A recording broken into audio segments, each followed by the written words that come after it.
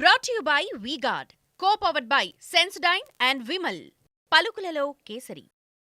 రఘునందన్ గారు, ఇప్పుడు జరుగుతున్నటువంటి లోక్సభ ఎన్నికల్లో బీఆర్ఎస్ గెలిచేటువంటి అవకాశం ఉంది అని చెప్పుకుంటున్నటువంటి నియోజకవర్గాల్లో మొదటి పేరు మెదక్ వినబడుతోంది. మరి అలాంటి మెదక్లో బీజేపీ అభ్యర్థిగా మీరు పోటీ చేస్తున్నారు. ఏదైనా టెన్షన్గా ఉందా? Nothing sir. అసలు బీఆర్ఎస్కి ఎందుకు ఓటేయాలనేది జనం అడుగుతున్నటువంటి ప్రశ్న. సో క్వైట్ న్యాచురల్గా ముఖ్యమంత్రి గారి జిల్లా హరీష్ రావు గారు ఉన్నారు కాబట్టి అందరూ మెదక్ గెలుస్తుందని అనుకుంటున్నారు. కానీ గ్రౌండ్లో ఏం లేదు. అక్కడ ముఖ్యమంత్రి గారిని కామారెడ్డినే వద్దనుకున్నారు, అది కాషాయం జెండా వల్లే వద్దనుకొని పంపించేసినారు. కాబట్టి ముఖ్యమంత్రి గారి చరిష్మా ముగిసిపోయినటువంటి అధ్యాయం. వాళ్ళకి ప్రజలు సిఆర్ఎస్ ఇచ్చినారు, కంపల్సరీ రిటైర్మెంట్ స్కీమ్ ఇచ్చి మీరు చేసిన ఉద్యమం చాలు, మీరు తెచ్చిన తెలంగాణ చాలు, అది బంగారు తెలంగాణగా మారింది కూడా చాలు, కాబట్టి మీరు వెళ్ళి వ్యవసాయం చేసుకోండి అని ఫామ్ హౌస్కి పంపించినారు. కానీ మీకు సెగ్మెంట్లలో 6 సెగ్మెంట్లలో బీఆర్ఎస్ ఈరోజు ఎమ్మెల్యేలు బీఆర్ఎస్కి సంబంధించిన ఎమ్మెల్యేలు ఉన్నారు. వాళ్ళ ఇంపాక్ట్ మీ మీద ఉండదంటారా? కవిత గెలిచిన కవిత ఓడిపోయిన రోజు కూడా నిజామాబాద్ జిల్లాలో నిజామాబాద్ పార్లమెంట్లో 7 ఎమ్మెల్యేలు బీఆర్ఎస్ వాళ్ళే ఉన్నారు. బండి సంజయ్ గారు గెలిచిన రోజు కూడా కరీంనగర్ పార్లమెంట్లో 7 ఎమ్మెల్యేలు బీఆర్ఎస్ వాళ్ళే ఉన్నారు. కాబట్టి ఒక ఎన్నికకి ఇంకొక ఎన్నికకి ఏదో పొత్తు ఉంటుంది, పొంతనుంటుంది అనుకోవడం, అది నేనైతే I don't agree with that logic or that statement sir. So BRS అనేది ముగిసిన అధ్యాయం. నేను పదే ఎందుకు చెప్తా ఉన్నా అంటే, ఎందుకు వేయాలి బీఆర్ఎస్కి? ఒక్కడు గెలిచిండు అనుకోరు, మీరు అన్నట్టు ఒక్కడు గెలిచిండు అనుకోరు, 543లో ఒక్కడు ఎక్కడ ఉంటాడు? పక్క జిల్లాకి వెళ్ళి అద్దెకు తెచ్చుకుర్రో, అరువుకు తెచ్చుకుర్రో, అమ్ముకున్నారో నాకు తెలియదు. కానీ 610 జీవో అమలు చేయాలనే నినాదంతో పుట్టిన తెలంగాణలో మెదక్లో పోటీ చేసినందుకు మెదక్ జిల్లాలో ఒక్కడు దొరకలే. 14 ఏళ్ళ ఉద్యమం, 10 సంవత్సరాల ముఖ్యమంత్రి పదవి, అన్నం తిని అటుకులు తిని జైలుకు పోయి జెండాలు మోసినాడు ఎవడు కూడా మా మెదక్ జిల్లాలో పోటీ చేస్తాను దొరుకుతలేరా? అన్నప్పుడే దే లాస్ట్ దేర్ కాన్ఫిడెన్స్. నాకు కాన్ఫిడెన్స్ పోలేదు, వాళ్ళ మీద వాళ్ళకి విశ్వాసం పోయింది, వాళ్ళ కార్యకర్తల మీద వాళ్ళకి విశ్వాసం పోయింది. ఒకవేళ మెదక్ గెలిచే సీట్ అయితే మా మెదక్ జిల్లాలో చాలా మంది ఉన్నారు ఉద్యమకారులు, వాళ్ళకే ఇచ్చుకుందరు కదా. పైసలు ఇచ్చుకున్న వాళ్ళకి ఎందుకు అమ్ముకుంటారు? That it self shows they last the ground even in the Medak also. కానీ మొన్నటి దుబ్బాక ఎన్నికల్లో ఓటమి తర్వాత, మొన్ననే జరిగినటువంటి ఓటమి తర్వాత మళ్ళీ ఇమీడియట్గా వచ్చినటువంటి ఈ లోక్సభ ఎన్నికలు, ఒకవేళ ఈ ఎన్నికల్లో మీరు ఓటమి పాలైతే మీ రాజకీయ భవిష్యత్తు ప్రశ్నార్థకం అవుతుంది అనేటువంటి ఒక భయం, టెన్షన్ ఏమైనా మీలో ఉన్నాయా? సో అట్లా అనుకుంటే రఘునందన్ రావుని 2009లో టీఆర్ఎస్ నుంచి పోటీ చేసినప్పుడు టీఆర్ఎస్లో ఓడగొడితేనే రఘునందన్ భయపడాలి, పారిపోవాలి ఉద్యమం నుంచి. పోలేదే. జీవితంలో గెలిపోవటంలో సహజమని చెప్పుకుంటూ వచ్చినవన్నీ గెలిచి చూపెడతా అని చెప్పినాను. చంద్రశేఖరరావు గారి పార్టీకి, టీఆర్ఎస్ పార్టీకి ఎప్పుడైనా నష్టం జరిగితే అది రఘునందన్ తోటే మొదలవుతుంది అని చెప్పినాం. దుబ్బాకల మొదలైన పరాజయ పరంపరని మొన్న జరిగినటువంటి రాష్ట్ర శాసనసభ ఎన్నికల్లో పరిపూర్ణం చేసిన అని చెప్పి నేను అనుకుంటా ఉన్నా. కానీ అదే దుబ్బాకలో ఎక్కడి నుంచి అయితే భారతీయ జనతా పార్టీ తన బలాన్ని తెలంగాణలో చూపించాలి అనేటువంటి ప్రయత్నం మొదలుపెట్టిందో దుబ్బాక విజయంతో, తర్వాత జిహెచ్ఎంసీ, తర్వాత జరిగినటువంటి వరుస ఎన్నికల్లో బీజేపీ ఇంపాక్ట్ కనిపిస్తూ వచ్చింది. కానీ అదే దుబ్బాకలో మొన్న ఓడిపోయారు. ఎందుకని?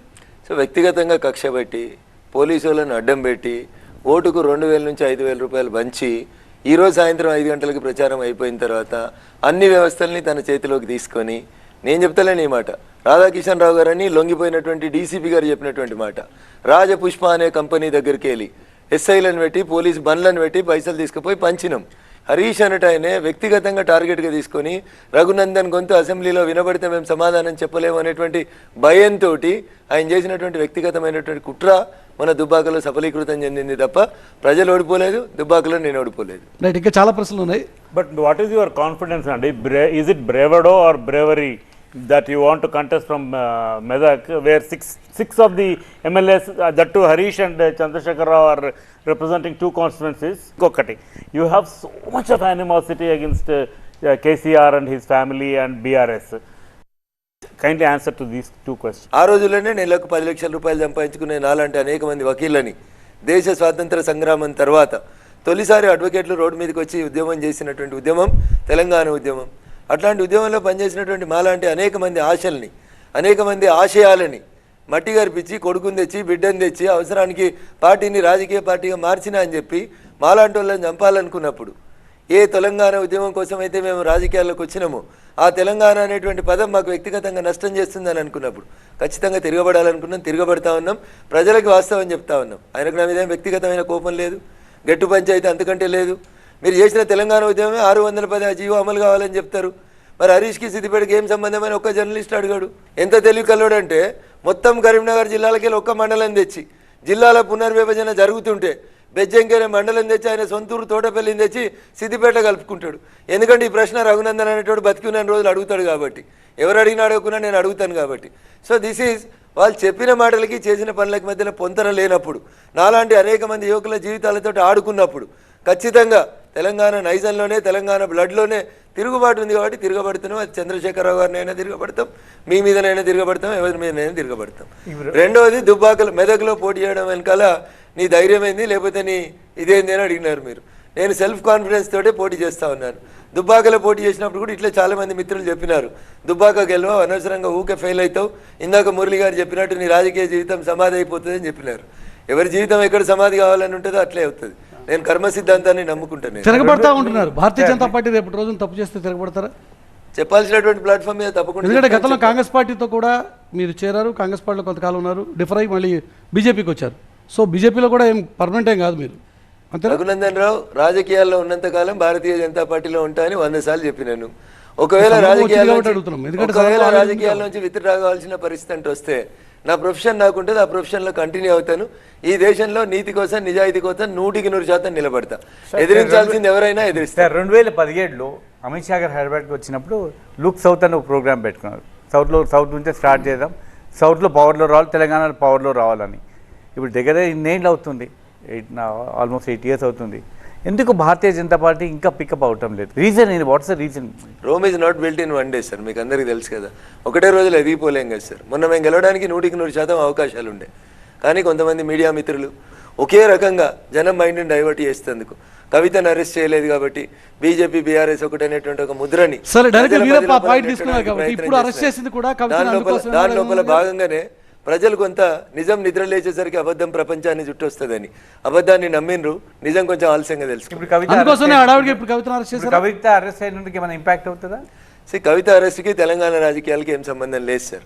నేను మొదటి నుంచి చెప్తా ఉన్నా, చట్టం తన పని తాను చేసుకుని పోతుంది, ఖచ్చితంగా చేసుకుపోతుంది. కావలసినన్ని సాక్ష్యాలు ఆధారాలు వచ్చిన తర్వాత కవిత అరెస్ట్ అవుతుందని ఒక చట్టం తెలిసిన వ్యక్తిగా నేను డే 1 నుంచి చెప్తూ వచ్చిన మాట. రాష్ట్ర అధ్యక్షుడిగా ఉన్నటువంటి బండి సంజయ్ గారు ఇవాళ రేపు కవిత అరెస్ట్ అవుతున్నారు అని చెప్పి బహిరంగంగా ఆ తర్వాత చేసినటువంటి స్టేట్మెంట్స్ కూడా చాలా పెద్ద ఇష్యూ అయ్యే, కాంట్రవర్సీ అయ్యాయి. That is a different issue. కానీ అలాంటి సందర్భం నుంచి కవిత అరెస్ట్ కాకపోతే సహజంగా 2 పార్టీల మధ్య ఒక అవగాహన ఉంది అని చెప్పి ఒక ప్రచారం జరగడానికి ఆస్కారం ఉన్నమాట నిజమే కదా? అది కాదు అని నిరూపించుకోవడం కోసం ఇప్పుడు హడావుడిగా అరెస్ట్ చేశారా అంటే? My question is straight. Sonia గాంధీని అరెస్ట్ చేయలేదంటే కాంగ్రెస్ బీజేపీ ఒకటా? అరెస్ట్ బీజేపీ చేస్తుందా, సంస్థలు చేస్తాయా? సరే, ఇప్పుడు బీజేపీకి సంస్థలకు మధ్య సంబంధాన్ని మీరు ఎట్లా అంటే కడతారు? సంస్థలు బీజేపీ రెండు విడదీయలేదు చర్చ పెట్టాలి అనుకుంటే భారతీయ జనతా పార్టీ వేరు, జాతీయ స్థాయిలో పెద్ద చర్చ. భారతీయ జనతా పార్టీ వేరు, భారత ప్రభుత్వం వేరు. భారత ప్రభుత్వాన్ని భారతీయ జనతా పార్టీ నాయకుడు నరేంద్ర మోడీ గారు నడిపిస్తున్నారు. Is the prime minister of this country. దాని అర్థం భారతీయ జనతా పార్టీ చెప్పినట్టు భారత ప్రభుత్వం మాట్లాడతారు కానీ సంస్థలు పార్టీలు ఏ రకంగా హ్యాండింగ్ లో ఉన్నాయనేది తెలీదా? ఆ సంస్థలే సోనియా గాంధీని అధికారం చేస్తలేవు. ఇదంతా పంచాయతీ ఎందుకు? సోనియా గాంధీని, రాహుల్ గాంధీని, రాబర్ట్ వాద్రా గారిని జైల్లో పెడితే ఈ పంచాయతీ ఉండదు కదా. ఈడీ, సిబిఐ ఇతర సంస్థలు దుర్వినియోగం అవుతున్నది అనేది ఆరోపణే కాదు, ప్రాక్టికల్గా మనకి అనేక ఉదాహరణలు ఉన్నాయి.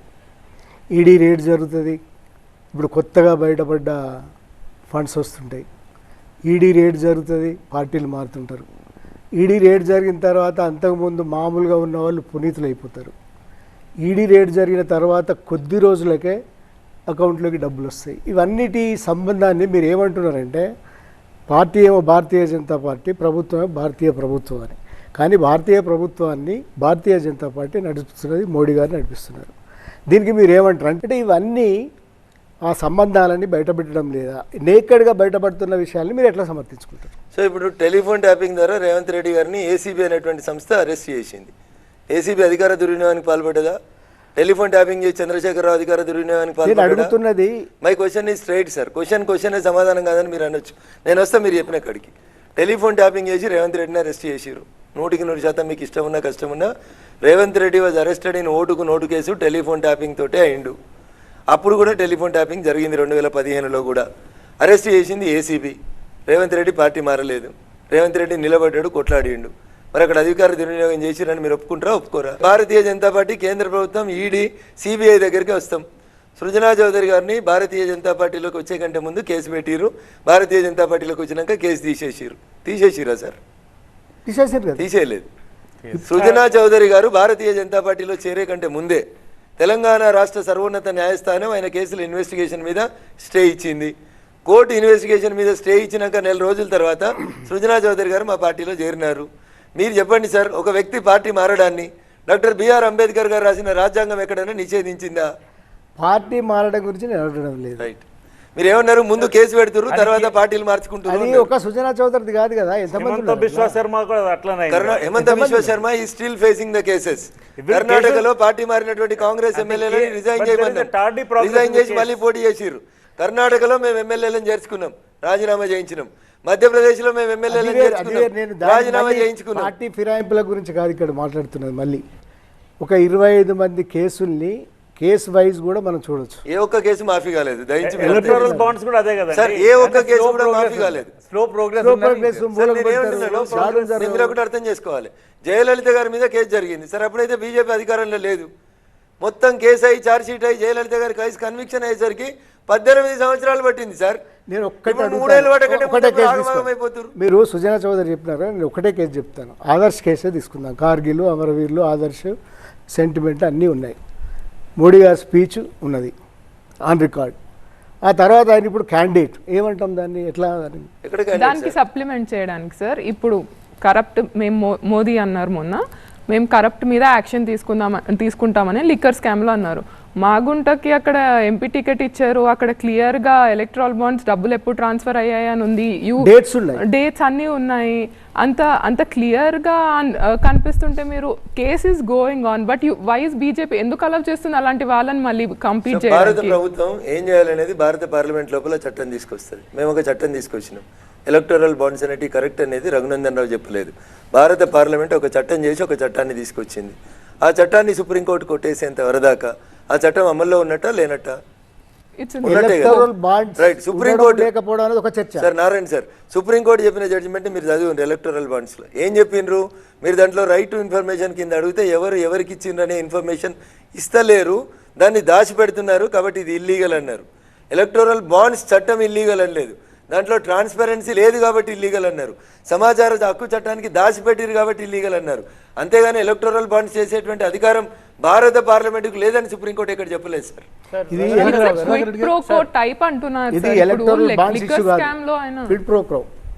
అది ఇష్యూ. ఎందుకంటే వాళ్ళకి కేసులు ఎత్తేయడమా, ఇంకో ప్రయోజనం ఉండడమా? సార్ అల్లంనారాయణ సార్, మీరు 25 కేసులు చెప్తా అన్నారు, ఒక్క కేసు చెప్పుర్రి. ఫలానాయన భారతీయ జనతా పార్టీలో చేరిన తర్వాత ఇక క్రైమ్ నెంబర్ ఇది, ఈ కేసును మూసేసింది సిబిఐ లేదా ఈడీ మూసేసింది అని ఒక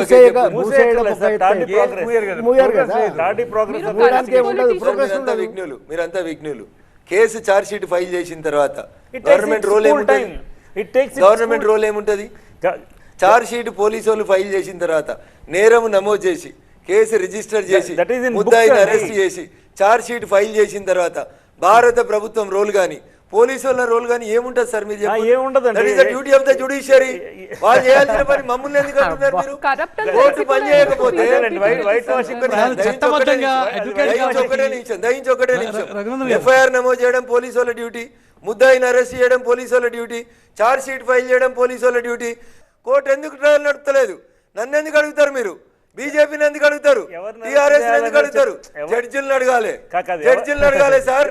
అదొక ఇండిపెండెంట్ వ్యవస్థ, వాళ్ళు నడపాలి కదా ట్రయల్. 2015లో ప్రపంచమంతా చూసినప్పుడు పట్టపగల దొరికిన దొంగ నేనంటలేను, కేటీఆర్ ఇదే స్టూడియోలో కూర్చొని 100 సార్లు చెప్పిండు. FIR 2015, arrest 2015, charge sheet 2016, forensic science laboratory నివేదిక 2016. 2016లో ఛార్జ్ షీట్ పడితే 2024 దాకా రేవంత్ రెడ్డి గారి మీద ట్రయల్ నడుస్తలేదంటే చంద్రశేఖరరావు రేవంత్ రెడ్డి ఇద్దరు కొల్యూడైనరా? తెలంగాణ పోలీసులు తెలంగాణ జ్యుడిషియరీ కొల్యూడైందా? చెప్పురు సార్. ఇంత సీనియర్ లాయర్ కదా, criminal lawyer, you know very well. ఎందుకు ఇట్లా ఈ ప్రోగ్రెస్ ఎందుకు అవటం లేదు? రీజన్ ఎవరు? గవర్నమెంటా, కోర్ట్సా? సార్ ఉన్నది నోటి మాట్లాడాలంటే న్యాయస్థానాలదే తప్పు. ఒక ప్రాక్టీస్ చేసేటువంటి వకీల్గా నేను ఈ మాట మాట్లాడచ్చు, కానీ మీరు మాట్లాడితే కంటెంప్ట్ కిందకి వస్తారు. Why can't you speed up your system అని అడుగుతున్నాం మేము. వాళ్ళు చేయాల్సిన పని నన్ను ఎందుకు అంటారు సార్ మీరు? సార్ రఘునందన్ గారు, స్పెసిఫిక్గా మీకు సంబంధించిన క్వశ్చన్, ఎందుకంటే మీరు ఇందాక రిమాండ్ రిపోర్ట్ గురించి, ఫోన్ ట్యాపింగ్ గురించి మాట్లాడారు. రిమాండ్ రిపోర్ట్ మనం చదివితే అందులో మీ బంధువులు 1 కోటి రూపాయలు సికింద్రాబాద్లో తీసుకెళ్తుంటే పట్టుకున్నారని చెప్పారు. అది మీ ఫోన్ ట్యాప్ అయిన తర్వాత పట్టుకున్నారని. అంటే మీరు అది మీదేనా డబ్బు? అంటే ఫోన్ ట్యాపింగ్ ఒక నేరం, బట్ ఎలక్షన్లో డబ్బు వాడటం అది మీ డబ్బా కాదా? అంటే మీరు ఎలా కనుక్కున్నారు మీ ఫోన్ ట్యాప్ అయిందని? మీరు ఆరోపణలు చేశారు గతంలో. How did you find out whether your phone is tapped or not? అదొక క్వశ్చను. సెకండ్ వన్, మీకు ప్రధాన ప్రత్యర్థి వెంకట్రామరెడ్డి. మీరు ఇప్పుడు మీ పార్టీకి సంబంధించి రామనామ జపం, మోడీ మంత్రం, ఈ 2 తప్ప మెదక్ ప్రజలు రఘునందన్ రావుకి ఎందుకు ఓటేయాలి? మెదకు రైలు ఇచ్చినందుకు వేయాలి. సెకండ్లీ గజ్వేల్కు రైలు ఇచ్చినందుకు వేయాలి. వెంకటరామరెడ్డికి రైలు ఇచ్చినందుకు వేయాలి. బాలానగర్కి వెళ్ళి మెదక్ దాకా 765D అని నేషనల్ హైవే ఇచ్చినందుకు వేయాలి. మెదక్ నుంచి రామాయంపేటకి వెళ్ళి దుబ్బాకి వెళ్ళి సిద్దిపేటకి వెళ్ళి ఎల్కతుర్తి దాకా 1600 కోట్లు పెట్టి 765DG అని నేషనల్ హైవే ఇచ్చినందుకు వేయాలి. But you are not MP. You are not MP. You are contesting for మేము ఎంపీ ఉన్నా లేకున్నా, మేము ఎంపీ ఉన్నా లేకున్నా సబ్కా సాత్ సబ్కా వికాస్ అని పనిచేసినాం కాబట్టి KCR would claim and Harish would claim that it is because of them that train thing has come. వాళ్ళు ఆయన 10 సంవత్సరాలు ముఖ్యమంత్రికి ఉన్నాడు. రాష్ట్ర ప్రభుత్వం కోఆపరేషన్ అక్కడ జరుగుతుందా? 2004లో చంద్రశేఖరరావు గారు కేంద్ర కేబినెట్ మంత్రి. మరి 2005 నుంచి 2014 తెలంగాణ రాష్ట్రం ఏర్పాటు అయ్యేంత వరదాకా చంద్రశేఖరరావు గారు కేబినెట్లో మంత్రి, హరీష్ రావు గారు రాష్ట్రంలో మంత్రి. వాళ్ళ UPA 1 UPA 2 ఉంది. ఎందుకు రాలేదు సార్ రైలు? ఇవాళ ఎందుకు వచ్చింది? 2016లో నరేంద్ర మోడీ గారు కోమటి బండకు వచ్చి శిలాఫలకం వేసి ఇక్కడి ప్రజల అవసరాన్ని మేము గుర్తించినాం కాబట్టి తూప్రాన్ దగ్గర నుంచి పెద్దపల్లికి రైలు మేము ప్రోగ్రెస్ చేస్తా ఉన్నాం సార్. సార్ మీరు ఫస్ట్ క్వశ్చన్ చెప్పలేదు సార్. ఆ డబ్బు మీద ఎన్నికల్లో వాడటానికి తీసుకెళ్తున్నారు 2020లో. రెండు అంశాలు మీరు చూడాలి. అప్పుడు ఉప ఎన్నిక జరుగుతుంది దుబ్బాకలో, సిద్దిపేట జిల్లా వరకు మాత్రమే ఎన్నికల కోడ్ ఉంది. రాధాకిషన్ రావు గారి కన్ఫెషన్ మీరు చదివితే లేదా మీరు చూస్తే లేదా నన్ను చెప్పమంటే, రాధాకిషన్ రావు గారు చెప్పింది ఏంటంటే, ఒక చిట్ ఫండ్ నడుపుతున్నటువంటి వ్యక్తి రఘునందన్ రావుకి సమీప బంధువు హైదరాబాద్లో ఒక కంపెనీ నుంచి ఇంకొక కంపెనీకి కొంత డబ్బు తరలిస్తుండగా మేము పట్టుకున్నాము అన్నాడు. దీనికి సమాచారం ఇచ్చింది ఎవరంటే ప్రణీత్ రావు ఇచ్చిండి అని చెప్పినాడు. సో టెలిఫోన్ ట్యాపింగ్ అయిందని నేను చేసిన ఆరోపణ రాధాకిషన్ రావు గారు ఒప్పుకున్నారు. హైదరాబాద్లో ఎలక్షన్ కోడ్ లేదు. చిట్ ఫండ్ కంపెనీ వాళ్ళు డబ్బులు ట్రాన్స్ఫర్ చేసుకుంటారు, ఒక కంపెనీకి ఇంకో కంపెనీకి మధ్యన వ్యాపార లావాదేవీలు ఉంటాయి. దానికి సంబంధించి బేగంపేటలో FIR నమోదైంది. మీరు నమ్ముతారో నమ్మరు, ఈ రోజు దాకా 2020 నవంబర్లో డబ్బులు పట్టుకుంటే ఈ రోజు దాకా డబ్బుల్ని కోట్ల డిపాజిట్ చేయాలి పోలీసు వాళ్ళు. నా డబ్బులు అయితే నేను పిటిషన్ వేసి క్లెయిమ్ చేసుకుంటుంటే కదా. ఆ 3 కంపెనీలు వాళ్ళు క్లెయిమ్ చేస్తున్నారు. They are fighting the case in high court. దాంట్లో ఒక ఆయన ఇప్పుడు చెన్నూరు ఎమ్మెల్యే అయ్యిండు. దానికి నాకేం సంబంధం సార్? వ్యాపారస్తులు చేసుకున్న వ్యాపారానికి నాకేం సంబంధం? రిలేటెడ్ క్వశ్చన్ సార్, మీకు సంబంధించిన మీ అఫిడవిట్ చూస్తే మీరు సంపాదించిన ఆస్తులు 17 కోట్ల మీది, మీ స్పౌజ్ 7 crores, అవన్నీ 2017 నుంచి మీరు రాజకీయంగా బాగా యాక్టివ్ అయ్యి 23 వరకు ఉన్నాయి. అంతకుముందు మీరు లాయర్గా చాలా famous. So why did it happen? అంటే మీరు ఎందుకు రాజకీయాల్లోకి వచ్చాక మీ ఆస్తులు పెరిగాయి? నేను ఇన్కమ్ ట్యాక్స్ 1998 నుంచి కడతా ఉన్నా. మీకు కావాలంటే 1998 నుంచి నా ఇన్కమ్ ట్యాక్స్ రిటర్న్స్ ఇస్తాను. నేను సంపాదించుకున్నటువంటి ఆస్తులు అన్నీ కూడా నేను అడ్వకేట్గా ఉన్నప్పుడు సంపాదించుకున్నటువంటి ఆస్తులే. రాజకీయాలకు వచ్చినాక నేనేం సంపాదించుకున్నాను చెప్తా నేను. అప్పుడు సంపాదించుకున్నటువంటి భూముల్ని, వ్యవసాయ భూముల్ని డెవలప్మెంట్కి ఇచ్చినప్పుడు, ఇప్పుడు అవి రింగ్ రోడ్ పక్కనో ఎక్కడనో ఇక్కడనో వచ్చి విల్లాస్ కట్టినప్పుడు ఆ విల్లాల ఖరీదు పెరిగి ఆ విల్లాలు అమ్మితే వచ్చినటువంటి డబ్బుకి నేను ప్రతి సంవత్సరం 1,20,00,000, 1,20,00,000, 1,30,00,000, 1,40,00,000 ప్రాపర్టీ ట్యాక్స్ కింద కూడా నేను కట్టినటువంటి అంశాన్ని నేను ఇన్కమ్ ట్యాక్స్లో చూపెట్టిన. అది మీ గణాంకం పెద్దగా కనబడుతుంది సార్. మీకు సంబంధించిందే సార్. మీ మీద 25 కేసులు ఉన్నాయి being a lawyer. So are these including a rape case. So are these politically motivated? హరీష్కి మీకు ఉన్న గొడవల వల్ల వచ్చిందా, లేకపోతే what is the fact in those? Sir, judiciary మీద రఘునందన్ రావు ఊకి ఎందుకు మాట్లాడతాడంటే, 2003లో నేను ఒక అమ్మాయిని రేప్ చేసినాను when I was practising as an advocate. This is the allegation. Complaint ఎప్పుడు ఇచ్చినారు? 2020లో ఇచ్చినారు. ఓ గౌరవనీయులైనటువంటి రిటైర్డ్ న్యాయమూర్తి గారు మానవ హక్కుల కమిషన్ జడ్జిగా ఉండి దాని మీద పిటిషన్ మీద రాస్తాడు. ఏమని? దీన్ని కేసు నమోదు చేసి ఇన్వెస్టిగేషన్ చేయమని రాస్తాడు. ఆయన జడ్జిగా పనిచేసి హైకోర్టులో రిటైర్డ్ అయ్యాడు. పేరు తీసుకోవడం నాకు ఇష్టం లేదు, సంస్కారం కాదు కూడా. 2003లో రేప్ అయిందని 2020లో దరఖాస్తు ఇస్తే 17 సంవత్సరాల తర్వాత రేప్ కేసు నిలబడుతుందని ఒక జడ్జి అనే కుర్చీలో కూర్చుని ఆయనకు అర్థమైతే అది పొలిటికల్లీ మోటివేటెడ్ కాకపోతే ఇంకేముంటుంది సార్? ఏముంటుంది చెప్పుర్రి? 2020 నుంచి ఇలా నాకు ఛార్జ్షీట్ ఎందుకు వేస్తలేరు? ఎందుకు ఇన్వెస్టిగేషన్ జరుగుతలేదు? ఎందుకు బ్లాక్మెయిల్ చేస్తున్నారు రఘునందన్ రావు నా కేసును అడ్డం పెట్టి? ఎందుకు భయపట్టించాలనుకుంటున్నారు రఘునందన్ రావుని? కామన్ సెన్స్ ఉన్నాడు ఎవడని చెప్తాడు. ఒక పెళ్ళైన ఆడపిల్ల 2003లో రేప్ అయితే 2020 దాకా రేప్ కేసు నుంచి పెట్టకుండా ఉంటుందా? ఆ మధ్యలో ఆమె 5గురి మీద రేప్ కేసులు పెట్టింది. అప్పుడు రేప్ కేసులు పెట్టినప్పుడు రఘునందన్ మీద ఎందుకు పెట్టలేదు? అంటే మీ మీద ఎందుకు అంత కోపం? దీని హరీష్కి? వెనకాల ఎవరు- అంత కోపం ఎవరికి? హరీష్ ఇవన్నీ అడుగుతా కాబట్టి, మీరు అడగరు కాబట్టి నేను అడుగుతా కాబట్టి. 610 జీవో ఎందుకు అమలు కాదు సిద్దిపేటలో అని అడుగుతా కాబట్టి. తోటపల్లిని తెచ్చి సిద్దిపేటలో ఎందుకు కలిపినామని అడుగుతా కాబట్టి. Exactly, అదే విషయాలు- సిద్దిపేటకి ఏం సంబంధం అదే అని విషయాలు అడుగుతా తీసుకుంటే కాబట్టి. రఘునందన్ గారు- తోటపల్లి రిజర్వాయర్ కడతామని 5,000 ఎకరాలు గుంజుకొని తోటపల్లి రిజర్వాయర్ క్యాన్సిల్ చేసి ముఖ్యమంత్రి శంకుస్థాపన చేసి క్యాన్సిల్ చేసినాక 5,000 ఎకరాల భూమిని ఊరోళ్ళకి ఇవ్వమని ఊరోళ్ళ తరఫున కొట్లాడతా కాబట్టి హరీష్ కోపం. మీరు ఒక ఇష్యూని రైజ్ చేస్తారు, కేసేస్తారు, హడావుడి చేస్తారు, కానీ అక్కడతో ఆపేస్తారు అనేది మీ మీద వస్తున్నటువంటి ఒక ఒక ఉదాహరణ ఆరోపణ. చెప్పు. ఇది కేసీఆర్ ప్రిన్సిపల్. అది ఆర్భాటం చేయాలి, ఆరంభించాలి, అంతం చేయాలి. ఈ 3 అక్షరాలు కేసీఆర్కు పర్యాయ పదాలు. మీరు దాన్ని నాకు అప్లికేట్ చేయకుర్రి. నేను ఏడ కేసు వేసినా ఏడ రాజీ పడ్డానో ఒకటి చెప్పుర్రి. నేను హరీష్ 100 చదువుతా. ఇప్పుడు ఓఆర్ఆర్కి సంబంధించిన వ్యవహారంలో నాకు 1000 కోట్లకు నోటీస్ ఇచ్చారు, నేను జవాబు ఇచ్చిన. కేసు వేయాల్సింది వాళ్ళు, వేయాలి. రేవంత్ రెడ్డి అధికారంలోకి వచ్చింది, రేవంత్ రెడ్డి కూడా 1000 కోట్లకు నోటీస్ వచ్చింది.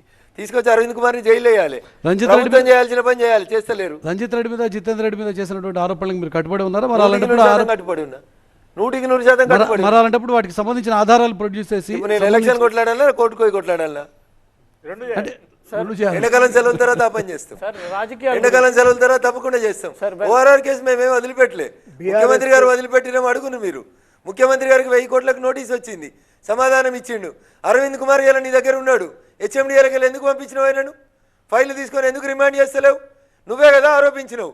ఇలా ఫైల్ తెమ్మని చెప్పి అరవింద్ కుమార్ని ఎందుకు రిమాండ్ చేస్తలేవు? మీరు బీఆర్ఎస్ బీజేపీ కొల్యూడ్ అయ్యారు, క్యాష్ ఫర్ ఓట్ కానీ ఇప్పుడు ఈ ఓఆర్ఆర్ కానీ కాంగ్రెస్ బీజేపీకి ఏం సంబంధం? BRS Congress, I corrected myself there. అయితే సేమ్ థింగ్ బీఆర్ఎస్ ఏమంటుందంటే ఎలక్షన్ అయిపోగానే రేవంత్ రెడ్డి వెళ్ళి జాయిన్ అయిపోతాడు బీజేపీతో కలిసి అని.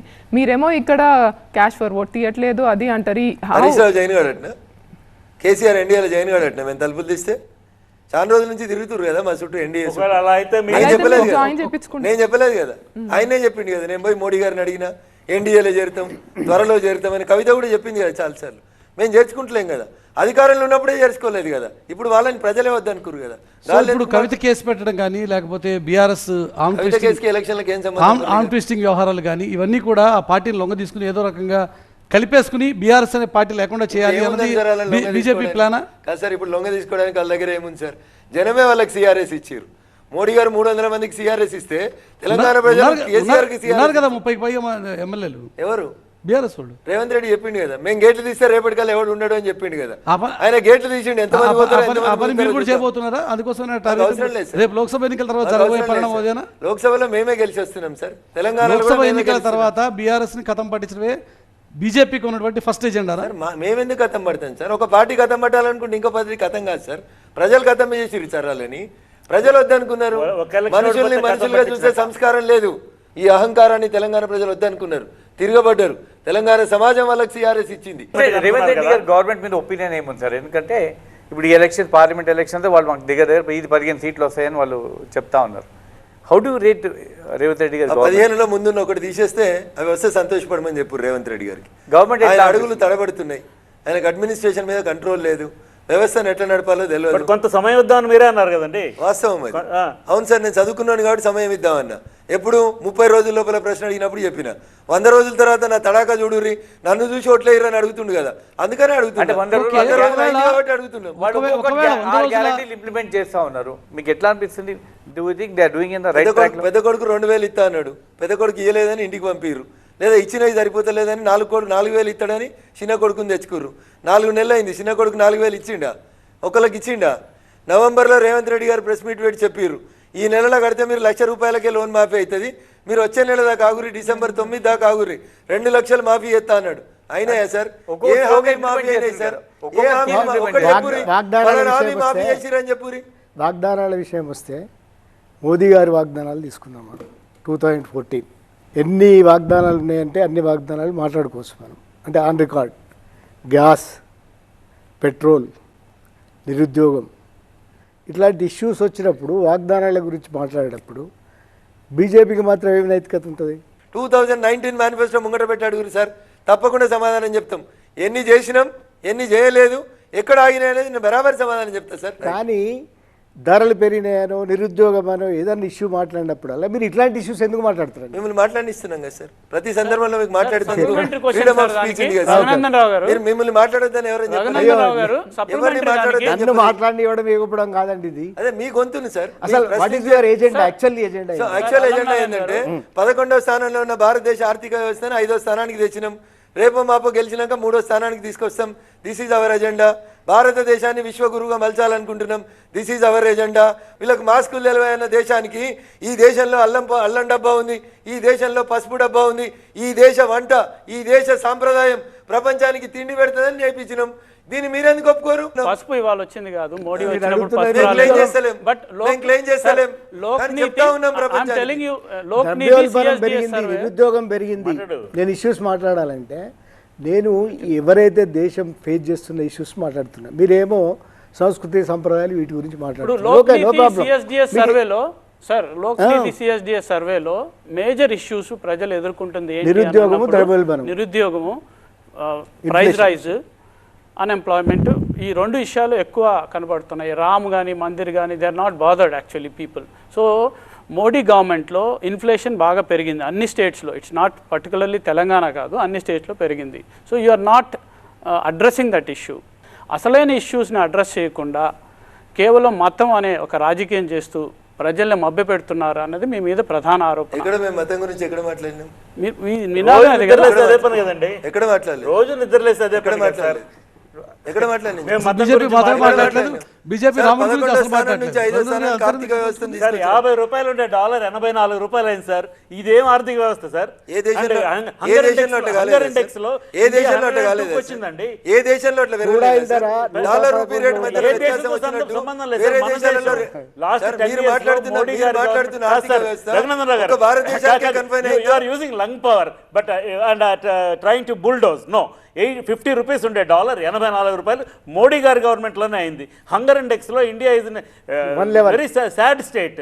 వీటన్నిటికీ సమాధానం ఏం చెప్తారు? మీరు బీజేపీ తరఫున మాట్లాడుతున్నారు కదా. నెక్స్ట్ ఇందాక బీఆర్ఎస్ గురించి మాట్లాడుతూ వాళ్ళకేదో సీఏ ఏదో కంపల్సరీ రిటైర్మెంట్ స్కీమ్ ఏదో ఇచ్చారన్నారు. మీకు కూడా కంపల్సరీ రిటైర్మెంటే ఇచ్చారు 50,000 మెజారిటీ తగ్గించి దుబ్బాకలో. I want to say your election in by election Dubbaka was an accident.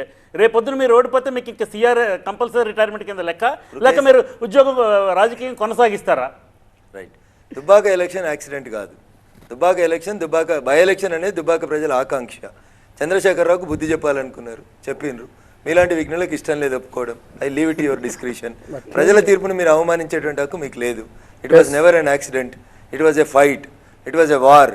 మీ అహంకారానికి, మీరు మనుషుల్ని మనుషులుగా చూడని మీ అహంకారానికి, ఉన్న పైసలన్నీ సిద్దిపేటకి ఎత్తుకపోయేటువంటి మీ దుష్ట సంస్కృతికి, సిరిసిల్లకి గజ్వేల్కి పైసలు ఎత్తుకపోయి నువ్వు 3 పూటల బిర్యానీ తినుకుంటూ నన్ను కారం మెతుకులు తినమని చెప్పిన నీ అహంకారానికి మా దుబ్బాక ప్రజలు ఇచ్చినటువంటి కర్రుగాల్చి వాత పెట్టినటువంటి తీర్పు.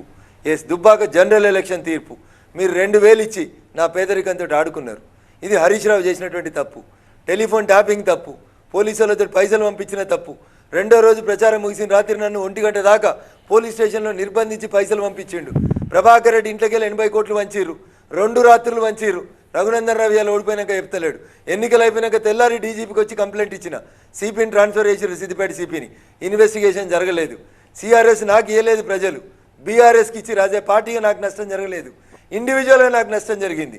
రఘునందన్ రావు వాళ్ళకి భయపడిపోయేటోడు కాదు. అది కాదు సార్, మీరు బై ఎలక్షన్ లో మీ ఓన్ పర్సనల్ మేనిఫెస్టో ఒకటి రిలీజ్ చేశారు. మేము మెడల్ ఇస్తాము అవన్నీ నేను చేయలేదు అంటున్నా. 2005 కేటీఆర్ అనేట ఆయన అసెంబ్లీలో లామినేషన్ చేసి చదివిన కార్డు 2018 జనరల్ ఎలక్షన్ సందర్భంగా నేను దుబ్బాక ప్రజలకు ఇచ్చినటువంటి కార్డు.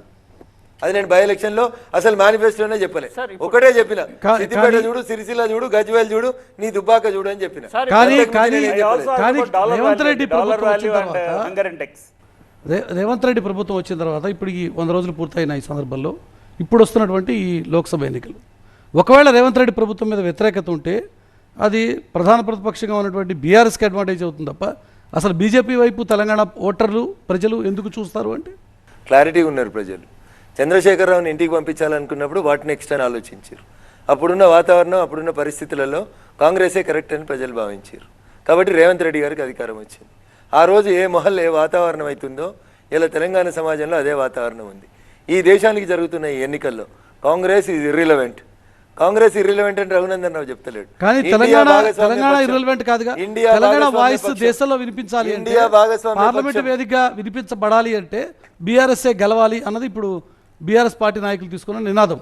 ఇంపాక్ట్ ఉన్నదంటారా? 10 ఏళ్ళలో ఏం మాట్లాడారు సార్? ఒక్కసారి మాట్లాడిరా సార్? ఒక ఎంపీ మాట్లాడిండా సార్? 3 పోల్ట్రీ ఫామ్లు ఉన్నాయని పోతే 10 పోల్ట్రీ ఫామ్లు అయినాయి, 100 బస్సులు ఉన్నాడు పోతే 1000 బస్సులు అయినాయి, 100 ఎకరాలు ఉన్నాడు పోతే 2000 ఎకరాలు అయినాయి. అందులో ఒకరికన్నా జై తెలంగాణ అంటే తెలుసా సార్? వాళ్ళ పార్లమెంట్ టెరిటోరియల్ జ్యూరిడిక్షన్ తెలుసా సార్? ఎవరు సార్ వీళ్ళంతా? వరంగల్కి వెళ్ళి గెలిచిపోయినటువంటి ఎంపీ ఏనాడైనా వరంగల్ గురించి మాట్లాడిందా సార్?